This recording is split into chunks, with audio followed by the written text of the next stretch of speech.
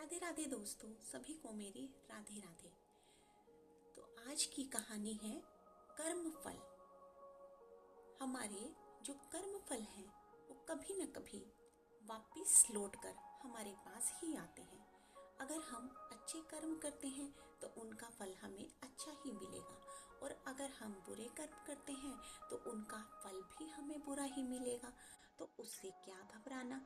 तो आइए सुनते हैं कर्म फल के बारे में एक कहानी। तो महाराज धृतराष्ट्र ने भगवान वेद व्यास जी से पूछा कि महाराज, मेरे 100 पुत्र मेरे ही सामने मारे गए। बड़ा आश्चर्य है मुझे अपने पिछले 100 जन्मों का याद है कि मैंने उन 100 जन्मों में कोई भी पाप नहीं किया, फिर मेरे 100 बेटे मेरे ही सामने क्यों मारे गए। व्यास जी बोले, अरे मूर्ख, बस तू तो सृष्टि जब से बनी है तब से जन्म ले रहा है, न जाने कब क्या किया होगा तूने। धृतराष्ट्र बोले, तो महाराज बताओ। उनके अंदर का अंधेरा दूर हो चुका था। व्यास जी ने बताया कि 100 जन्मों से पूर्व तू भारतवर्ष का एक बड़ा ही प्रतापी और धार्मिक राजा था। तब रामेश्वरम को जाते हुए मानसरोवर के हंसों ने तेरे बाग में अपने परिवार के साथ बसेरा किया। एक हंस की हंसिनी गर्भवती थी। वह तुम्हारे पास आया और तुमसे निवेदन भी किया कि मैं अपनी गर्भवती पत्नी को बाग में छोड़े जा रहा हूँ, और वो हंस रामेश्वरम चला गया। इधर उस हंसनी ने 100 बच्चों को जन्म दिया। तुमने उन्हें चुगने के लिए मोती दिए।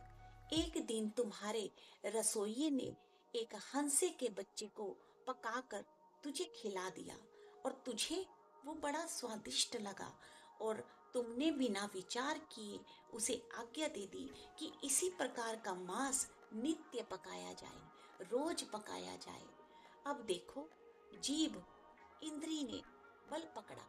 तुमने ये भी नहीं पूछा कि ये क्या है, कहाँ से प्राप्त होता है। तुम मोह में अंधे हो गए और रोज उसी मांस की इच्छा करने लगे, और इस प्रकार उस हंसनी के मोती चुगने वाले 100 के 100 बच्चों को तुमने खा लिया। अब वो हंसनी अकेली रह गई। हंस रामेश्वर यात्रा से जब वापस आया तो हंसनी से पूछा कि ये क्या हुआ और कैसे हुआ। उसने कहा कि ये तो आप राजा से ही पूछो। हंस ने राजा से जाकर कहा कि तुमने मेरे 100 बच्चों का मांस खा लिया, तुमने ये भी नहीं सोचा कि उनके माता पिता का क्या हाल होगा। राजा ने रसोइये को बुलाकर पूछा। उसने कहा कि महाराज, ये तो आपकी ही आज्ञा थी कि इसी का नित्य खाना बनाया जाए। वो मांस आपको इतना स्वादिष्ट लगा कि आपको उसकी आदत पड़ गई, और आपने रसोइये को हुक्म दे दिया कि वो मांस नित्य पकाया जाना चाहिए। राजा धर्मात्मा था, परंतु इस भयंकर पाप से बड़ा घबराया। सोचने लगा कि इससे बचने का अब क्या उपाय है। तब हंसनी ने कहा कि तूने अंधे होकर ये काम किया है, तू अंधा हो जाएगा और तेरे सामने ही तेरे 100 पुत्र मारे जाएंगे। ऐसा कहकर उन्होंने प्राण त्याग दिए। हंस और हंसनी भी अपने बच्चों के साथ अपने प्राण को त्याग कर स्वर्गलोक चले गए। व्यास जी बोले, हे राजन, 100 जन्म तक तू राजा और वो रानी एक साथ नहीं हुए। अब तुम दोनों इस जन्म में राजा और महारानी बने हो, तो ये घटना घटित हुई है, और उस जन्म के उस कर्म का फल तुम्हें भोगना पड़ा। तो ये थी आज की कहानी कि जैसे हमारे कर्म होते हैं वैसा ही हमें उनका फल भी मिलता है।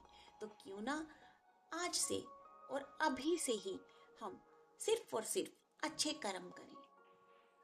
तो ये थी आज की कहानी। मिलते हैं फिर एक नई कहानी के साथ। तब तक के लिए जय श्री कृष्ण, जय श्री राधे। राधे राधे।